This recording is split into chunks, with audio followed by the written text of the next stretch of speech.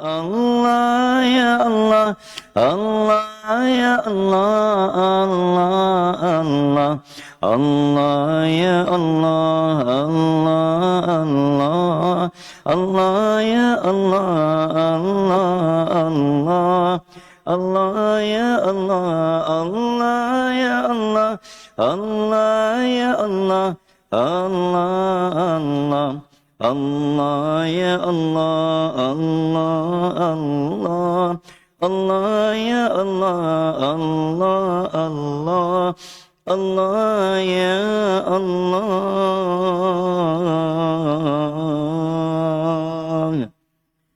Alhamdulillah.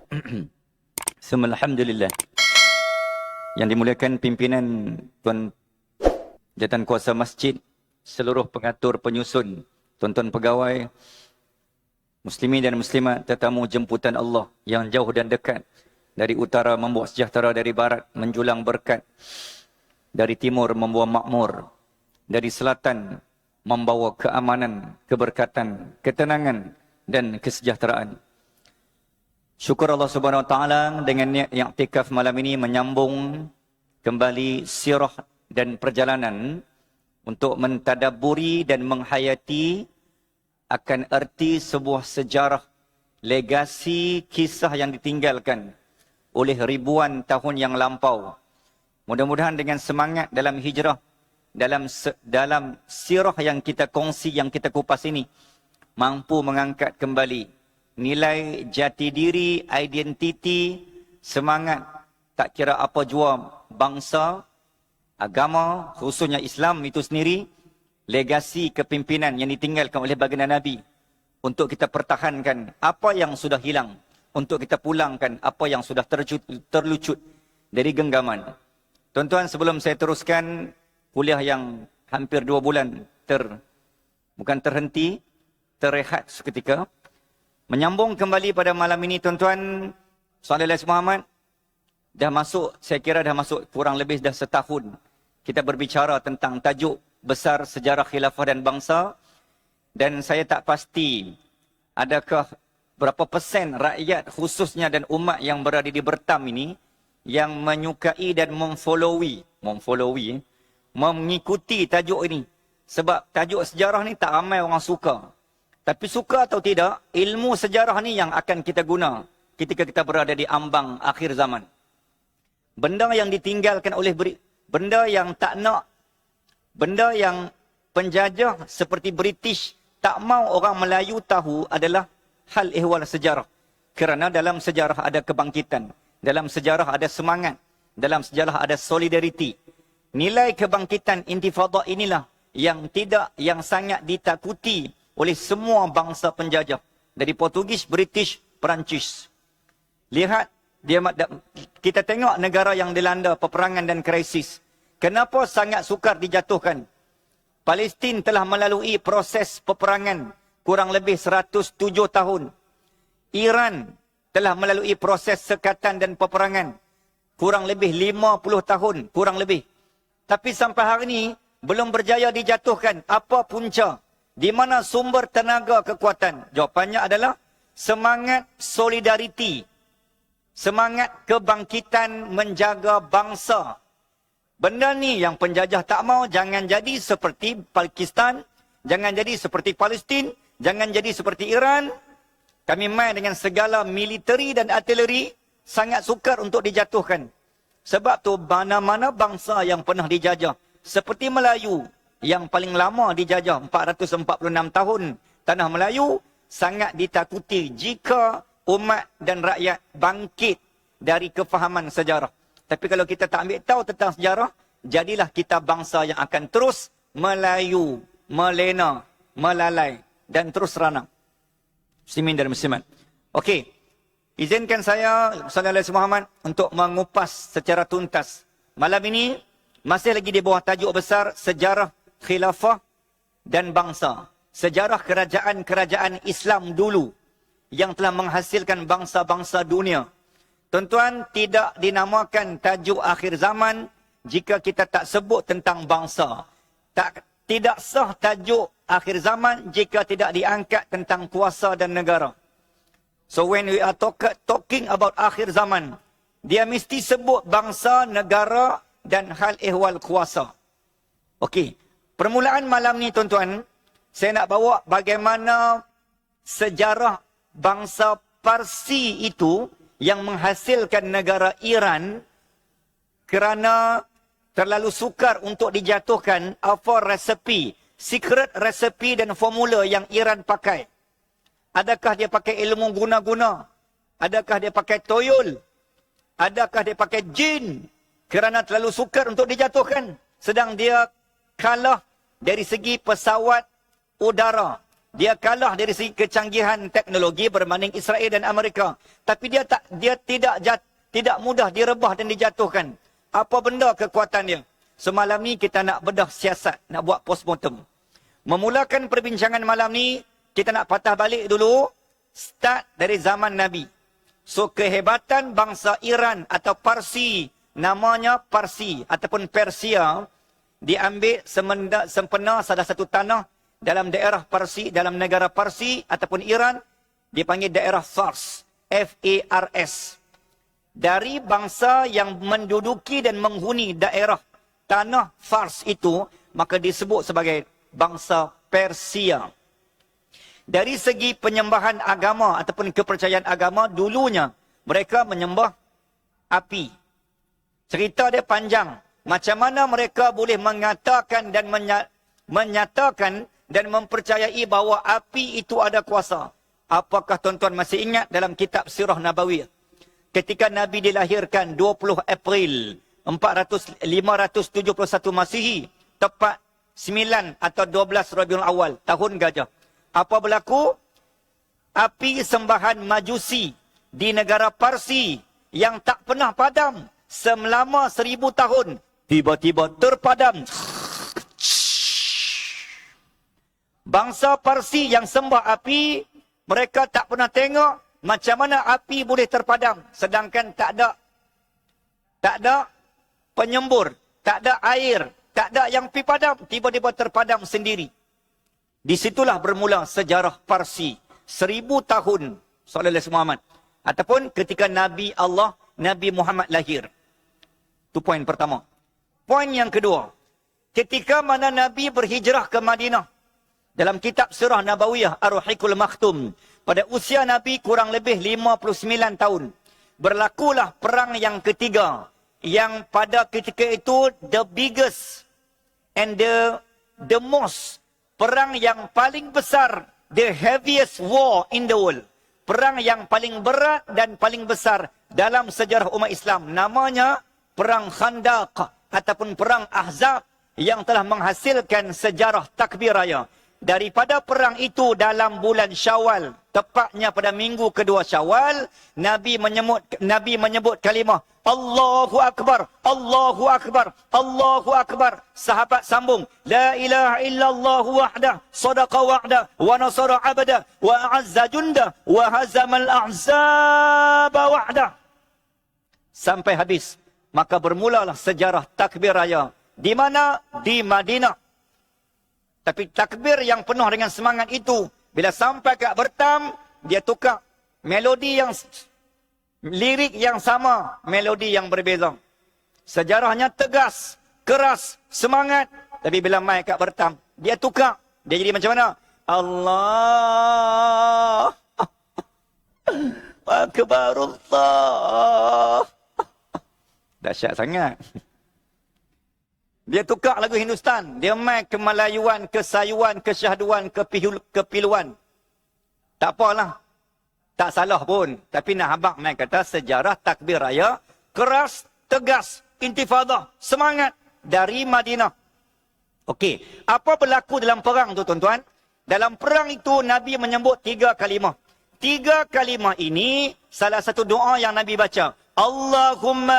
Allahumma mazziq mulkahu. Maka Rasulullah bersabda, Ya Allah, hancurkanlah kerajaannya.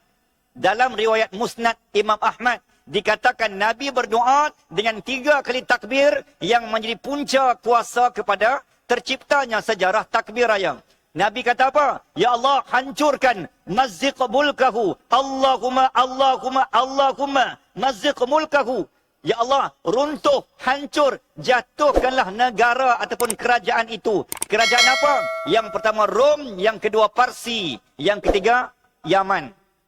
Bila ni? Pada usia Nabi 59 tahun atau kurang lebih 629 Hijrah. Nabi wafat 632.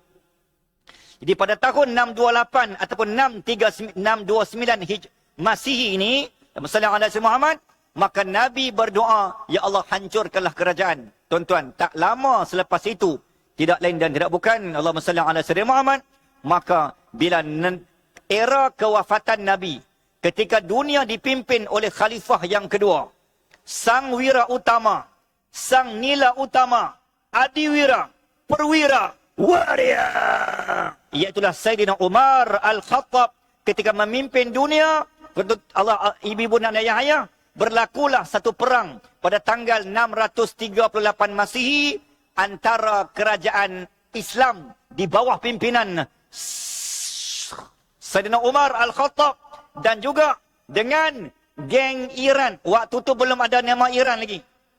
Ni tentu kena dengar sampai habis ni. Baru tahu, oh lah Ustaz, baru tahu nama Iran mai dari mana.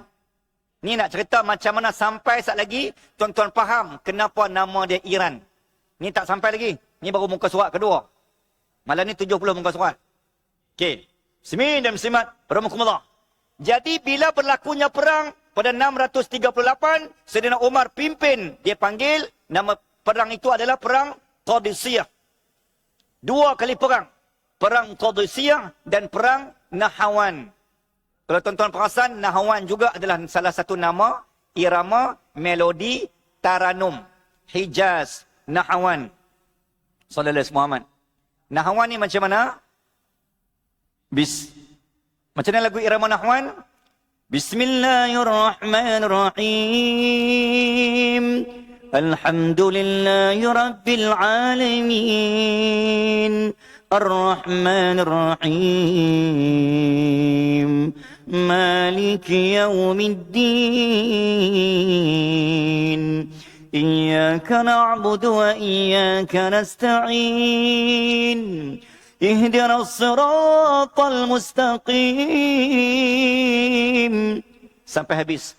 Irama Nahwan ni irama yang memujuk, yang syahdu, yang sayu. Kalau dalam kalangan syekh-syekh qori dunia yang banyak baca lagu Nahwan ni adalah Sallallahu Alaihi Muhammad Al-Afasi yang jadi isu baru ni. Sallallahu Alaihi Muhammad yang qori dunia yang sering kali kita baca, kita ikut bacaan dia. Okey, kembali. Tuan-tuan, bila mana Sallallahu Alaihi Muhammad berlakulah 2 kali perang antara Islam dengan Parsi. Apa berlaku? Kerajaan Parsi tumbang, jatuh buat kali pertamanya. Makanya sebelum Nabi Muhammad dan sebelum itu, sebelum Masihi, kerajaan Parsi ni memang bukan Islam. Kerajaan Parsi tidak beriman, sembah api. Dia panggil Majusi. Dari Majusi lahirlah satu ilmu yang disebut sebagai magician. Dari magician itulah tuan-tuan lahirlah ilmu silap mata sehingga kita kenal sebagai David Copperfield. Sampai hari ini kita panggil magic black, black magic. So black magic, kenapa dinamakan magic? Sebab dia datang daripada magician. Magician itu datang daripada Majusi, ilmu sembah api, pakai jin. Itu sejarah dia. Okey, kembali. Bila mana nak mai masuk zaman Sayyidina Umar Al-Khattab, ingat doa Nabi dalam perang Khandaq kan? Dalam perang Ahzab, Rom jatuh, Parsi jatuh, Yaman jatuh. Ketiga-tiga kerajaan ni belum diislamkan, belum beriman, belum kenal who is the creator Allah, who is the sustainer Allah. Belum kenal Allah. Sehinggalah Islam menang ke atas tentera Parsi. Kerajaan Parsi, Iran, belum lagi. Parsi, 638 Masihi. Bila saya sebut 638 Masihi, fahamlah tuan-tuan, peristiwa ni berlaku selepas 6 tahun kewafatan baginda Rasul sallallahu alaihi wasallam, kerana baginda Nabi wafat pada sekitar 8 Jun 632 Masihi bersamaan dengan 12 Rabiul Awal 11 Hijrah. Titik. Okey. Ketika itulah tuan-tuan Saidina Umar masuk ke tanah Parsi yang seluas 1.65 juta kilometer persegi, yang dikelilingi oleh bukit dan gunung. Paling rendah bukit, bukan gunung lah, paling rendah bukit di Parsi adalah setinggi 4,000 meter. Bukit. Tuan-tuan, kita Kinabalu yang saya naik, saja nak abang saya naik tu. Saya mula mendaki Gunung Kinabalu pada 18 Februari 2010. Bermula 10.30 pagi dari Tim Pohon sampai ke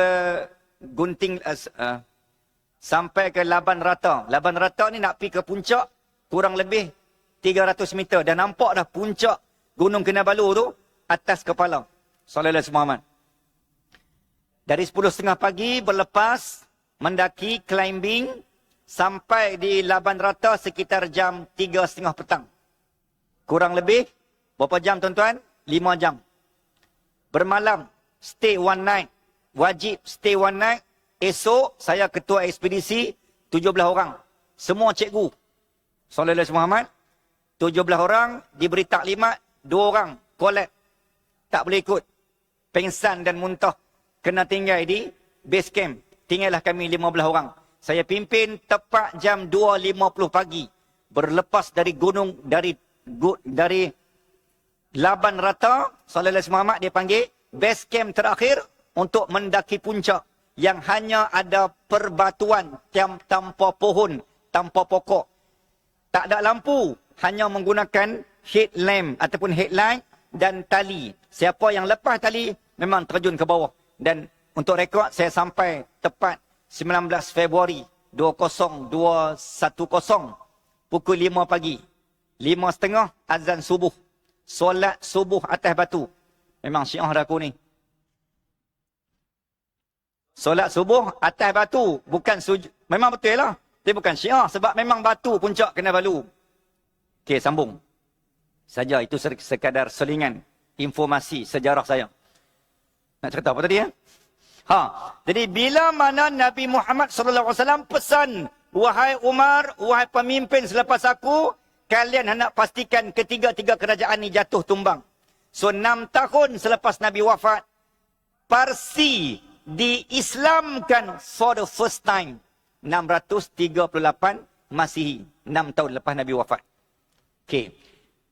Berlalu zaman, berganti zaman, Parsi diislamkan, nama masih lagi Parsi ataupun Persia.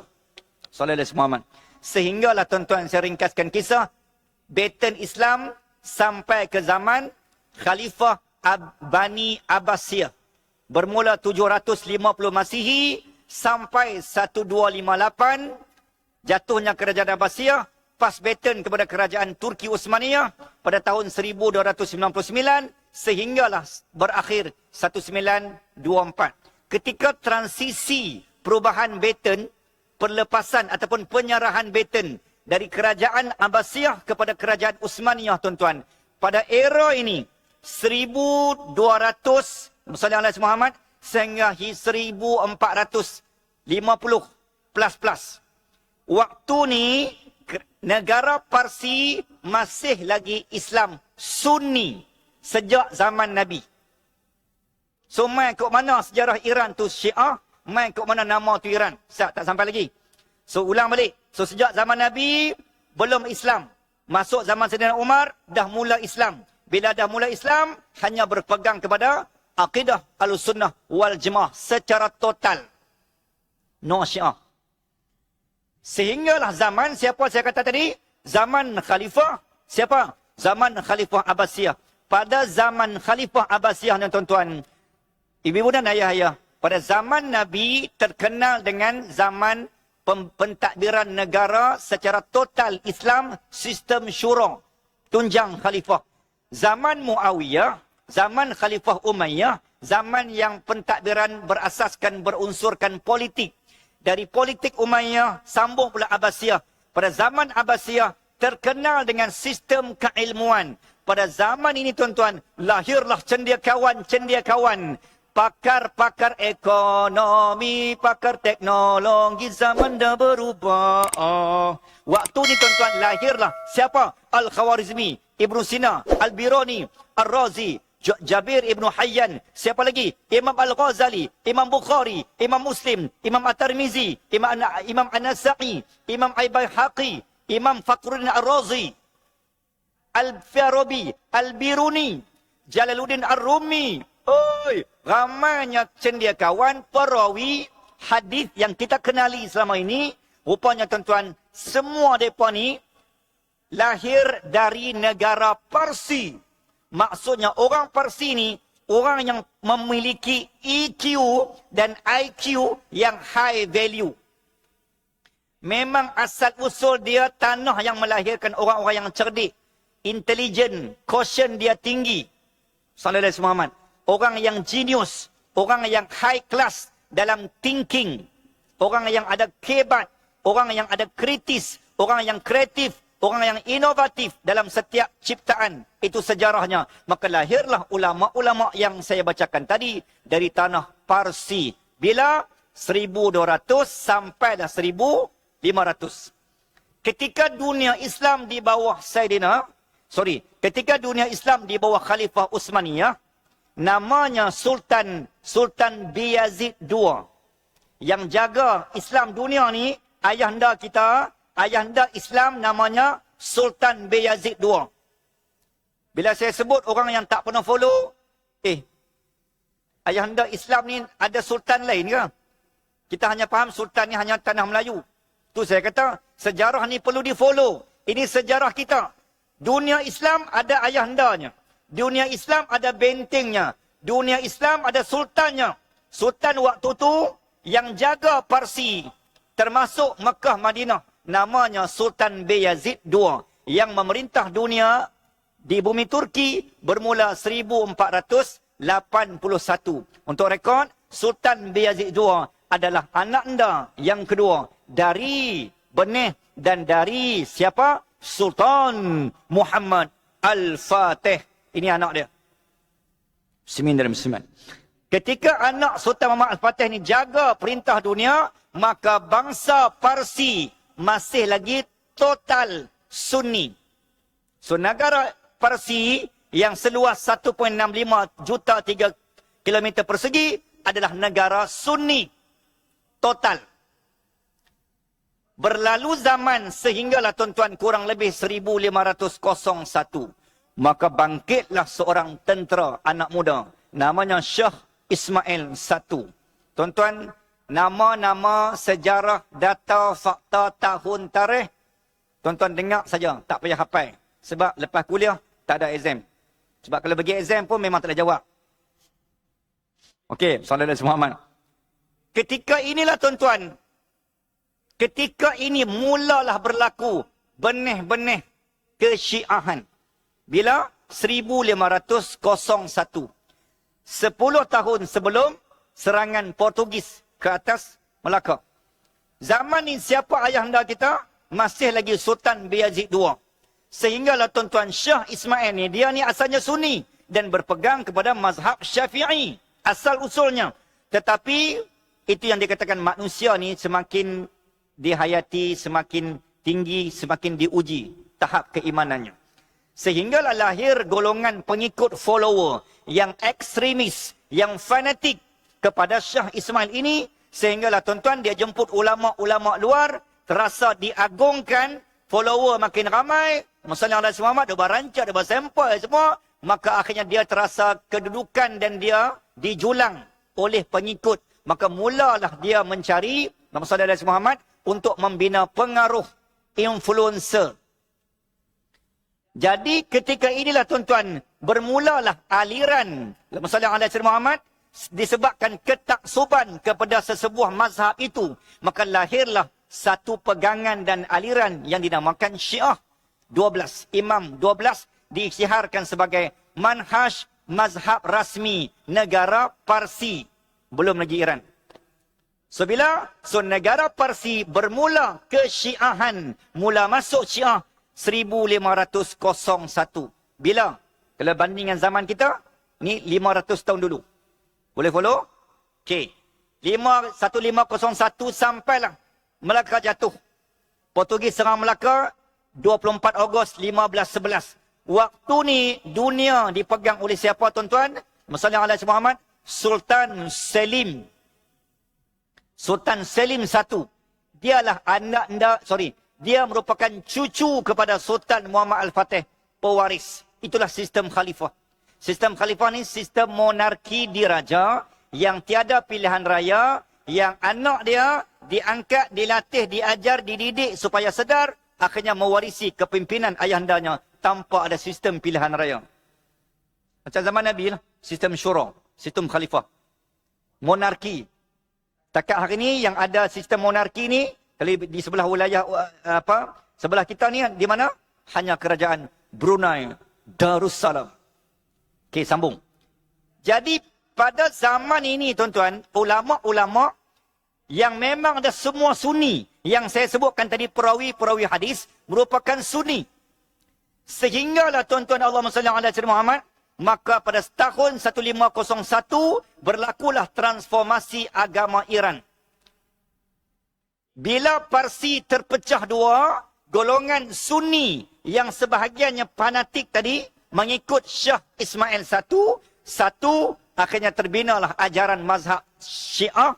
Imam 12 ini bermaksud dia percaya kepada anak cucu cicit kepada Saidina Husin.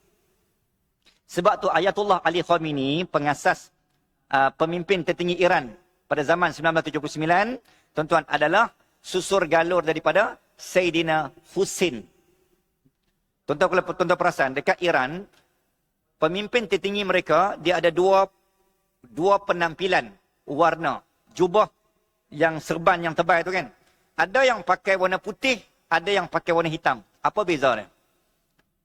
Dalam rekod penampilan identiti, dia panggil IRGC, ideologi kefahaman mazhab Iran, yang merupakan majoriti Syiah sekarang, dia terbahagi dua. Jika yang datang dari susur galur Saidina Husin, maka dia berpakaian jubah serba hitam. Sebab tu Ayatullah Ali Khamenei, adik-beradik dia, semua hitam. Semua geng Husin. Dan geng sanad jalur daripada Saidina Husin ini percaya bahawa dari keturunan mereka lah akan lahirnya Imam Al-Mahdi. Dari salah seorang imam yang ke-12 itu adalah Imam Al-Mahdi yang lahir daripada sanad jalur Saidina Husin. Boleh faham?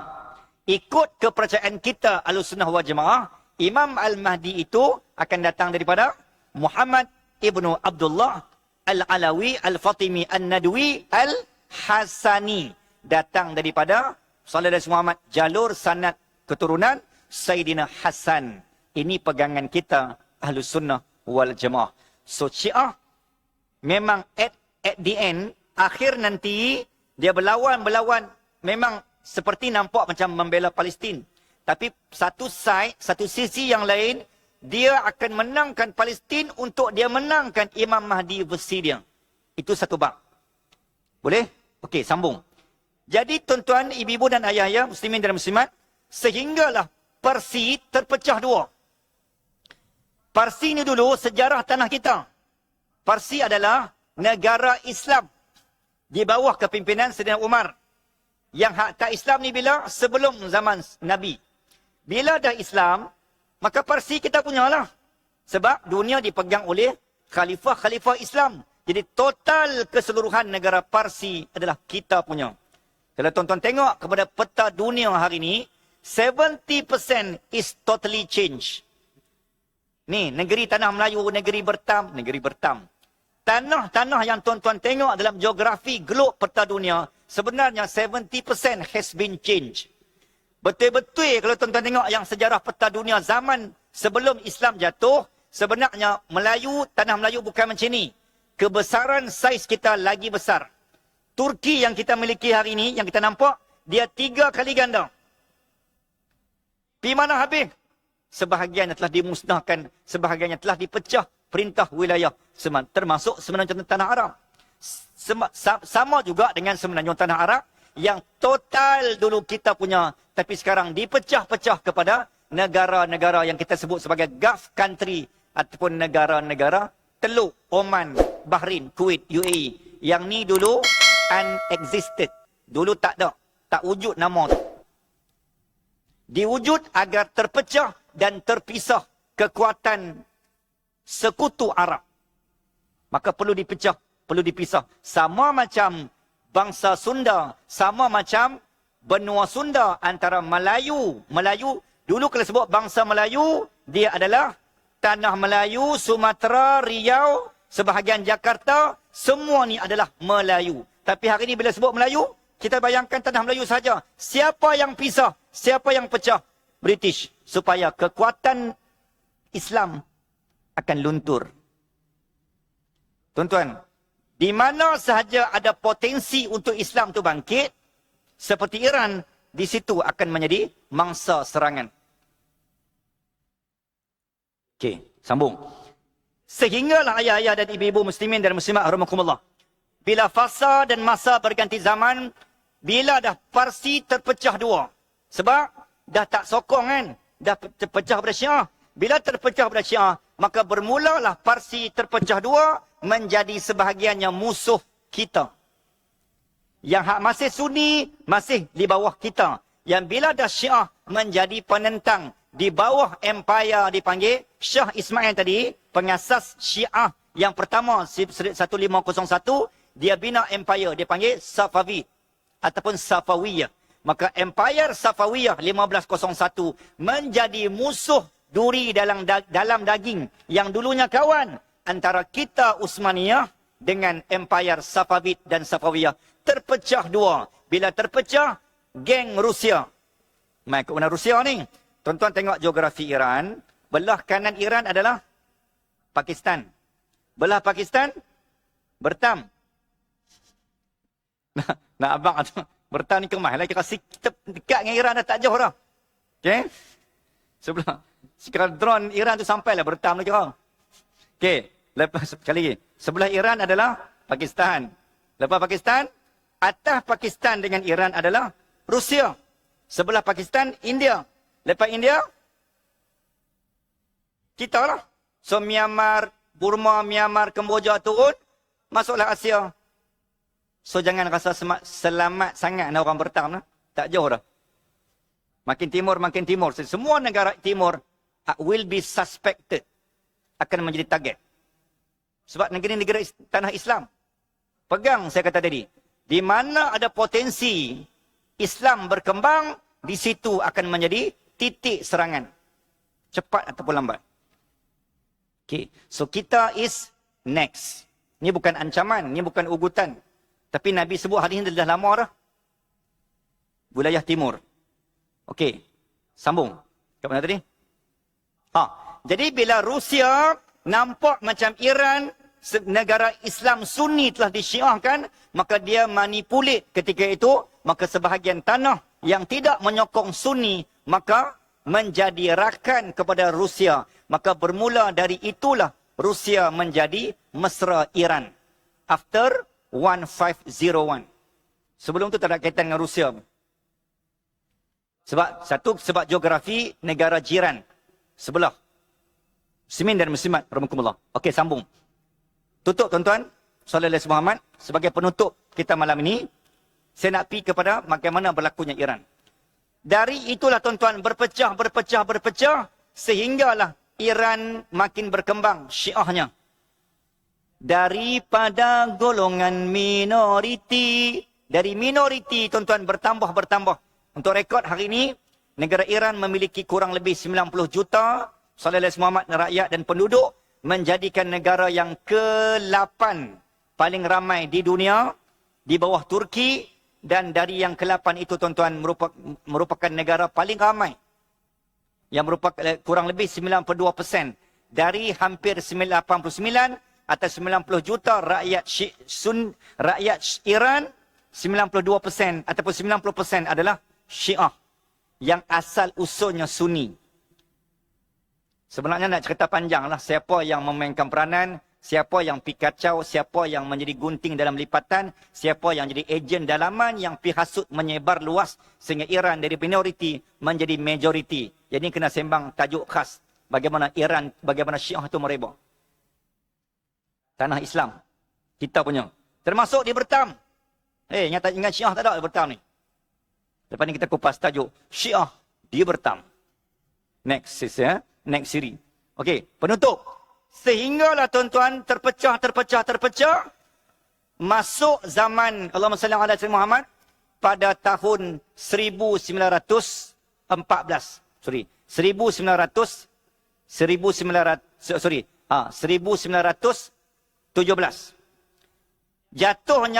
Jatuhnya Mekah, jatuhnya Madinah, jatuhnya Palestin, jatuhnya tanah Melayu.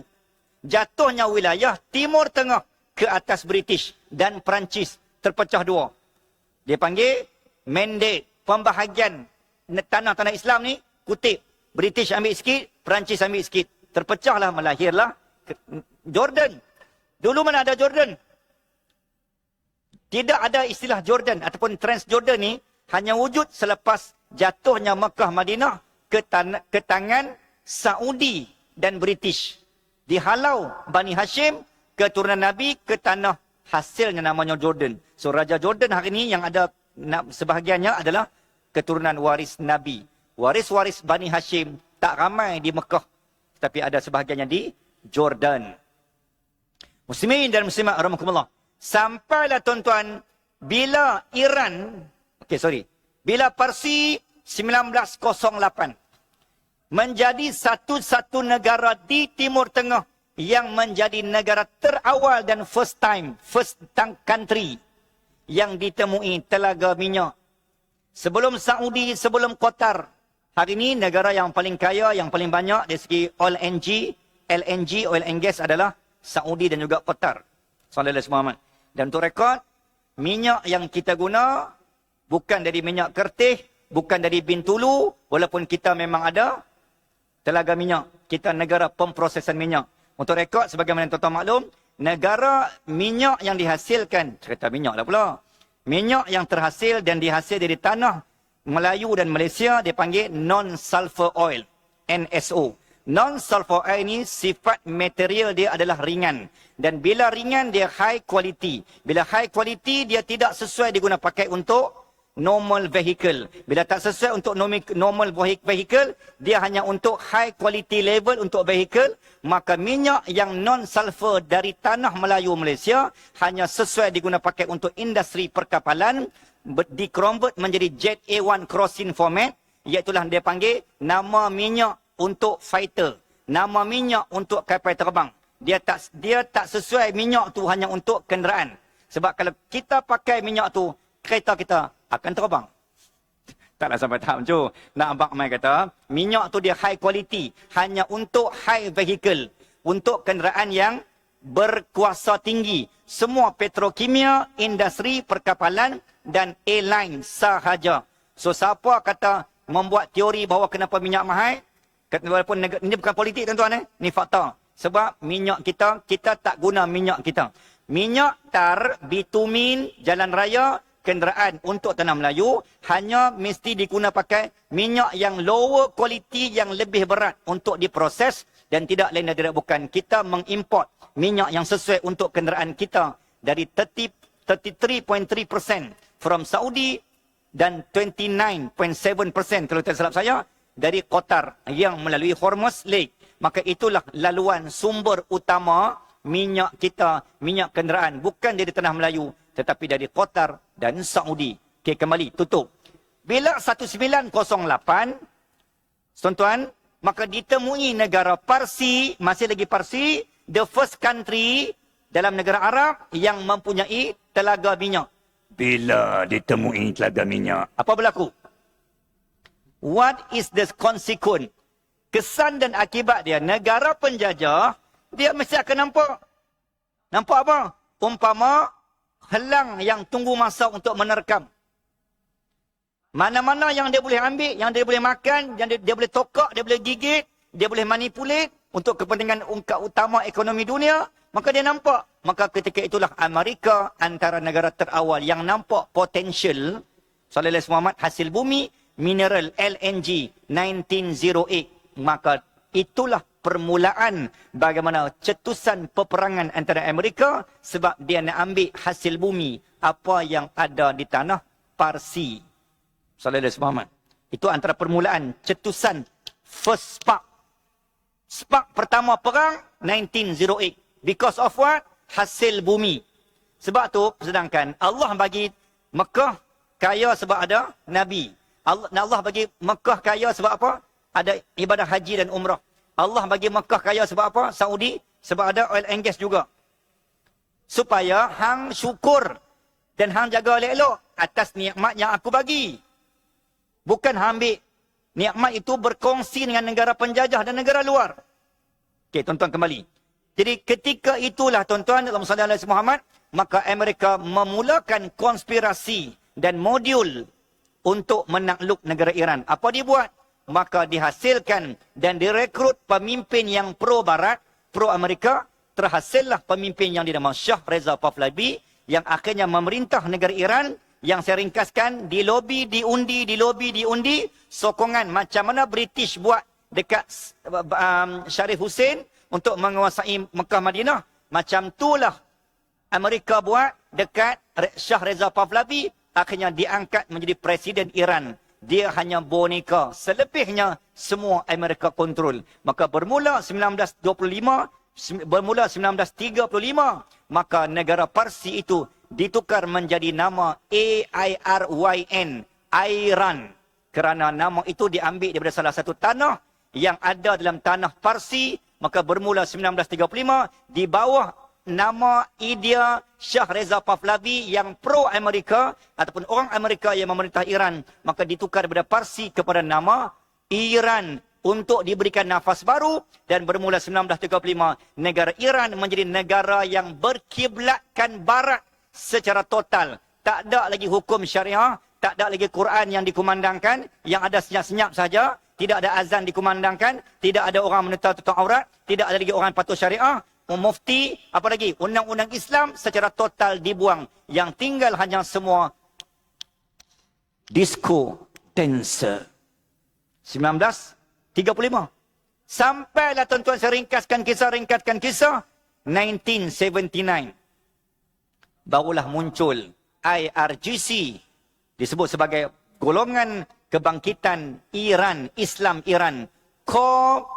IR, Islamic Revolution, Islamic Revolutionary Guard Corps. Berlakulah kebangkitan Islam di bawah Ayatullah Ali Khamenei, melawan, membangkitkan semangat intifada kebangkitan rakyat Iran. Sedang ada bahawa kita kena ambil balik, rampas balik ni tanah Islam ni daripada Barat. Ringkaskan kisah, berlakulah pertembungan dan kebangkitan. Akhirnya Shah Reza Pahlavi berjaya dijatuh runtuhkan. Naiklah pemimpin tertinggi Iran. Maka bermula dari situlah 1979 negara Iran kembali on the right track, on the right path. Cuma akidahnya hanya Syiah. Tetapi Islam dikembalikan ke tanah Iran. Dari 1979 sampailah malam ni. Okey, saya kira sampai itu saja dulu. Saya berhenti mengajuk macam itu saja. InsyaAllah kita akan berkongsi.